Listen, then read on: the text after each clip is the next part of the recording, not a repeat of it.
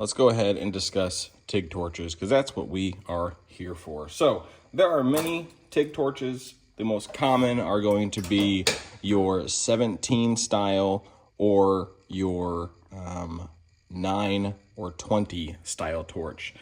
So this is a 17 style torch. It's a little bigger. The accessories that you would use for it are even different as well. But regardless, this is a 17, and then this is a 20 style torch. Keep in mind, they do make the 17 and the 20 in air-cooled and in water-cooled. And that is what we are going to be discussing. The difference between a air-cooled torch and a water-cooled torch. Now, I know for most of you guys out there who are in the field, you guys work with this kind of stuff daily.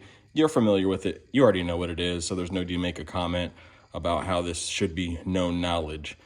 For me, when I first started, this was something I didn't know even existed until I listened to a certain podcast with Jody from Weldmonger and Joel from Overkill. He had discussed this, and it blew my mind. So let's get into it. Here you have a 17 style torch. This is a air-cooled unit. And I did a cutaway so you can see. So the gas lens threads into here, and as you can see, there's a hole. This hole is literally where the argon, your gas, comes from, right? So when you hit the pedal, gas starts flowing. It flows through, down into the cup, through your gas lens, and that's how you get shielding.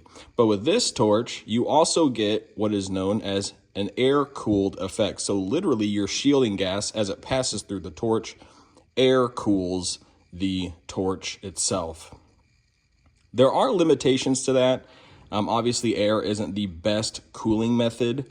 Water or coolant is always a really good way to cool things, since it draws heat out of whatever part it's really in contact with. But the air cooled does work. So if you're doing just generic fabrication stuff, you got your own personal projects and whatnot. And even for me, when I first started doing this and I was building products, the air cooled worked. However, if you ever find yourself in a situation where literally the head and body of the torch is getting so hot that you can physically feel the heat through your gloves, it might be time to look at getting a water-cooled setup. Now, the water-cooled is just the opposite of air-cooled. It's actually kind of got like a dual effect going on, I guess you could say, where the argon is still flowing through the torch, right? Same thing, it's going through the gas lens and everything. But instead of having just air flowing through the torch, now you have a water passage that flows through, loops around the head, and comes back and exits. And so it does keep the torch really cool. I mean, for a majority of the stuff I do, I don't ever even feel the heat. Unless I am welding, hours on end on the positioner, welding up parts, that is generally when I'll start to feel the body of the torch get a little warm. Warm, that's it. Not heat, where it's unbearable, just warmth. But that is really the difference between a water-cooled and a air-cooled torch. Now, with torches, there are so many types of torches. Like this one here, this is what's called like a pencil torch. These work really well for getting into certain spots. I generally will use this when I'm welding the inside of collectors, just so I don't have to try to fit, the body of a torch down into the collector. This is a really good option to have just sitting around to use for that. Another torch that you guys have probably seen me use, and I've actually had comments about it, is this torch. Now this is technically, it's got a modular style to it, where this head is removable. So this is a 9 or 20 style, and it can be replaced with a 17 style head, but I always just use the 9 just because, or 20, sorry. Use the 20 style just because it's more, smaller, compact, it works. But this is a water-cooled setup, so it's got the same, deal going on in here, except for it just cools this body side of the torch. The head will get hot, but just the body side of the torch is water-cooled. But this is what is called the CK Worldwide flex lock torch. And this thing is the best investment ever.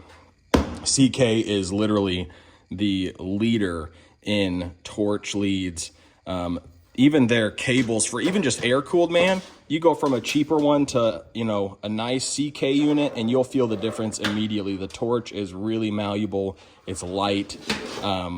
Never had an issue with CK's stuff.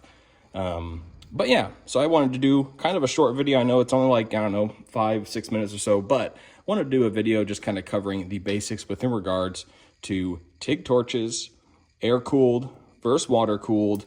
And again, a lot of that depends on what you're doing. If you're regularly welding a lot, you may want to use water-cooled. If you've got your own DIY projects, even product development and stuff, you can get by with air-cooled. Air-cooled works really well. But just, you got to keep in mind, it does have its limitations. But yeah, so hope you guys enjoy. Stay safe. Have a good weekend.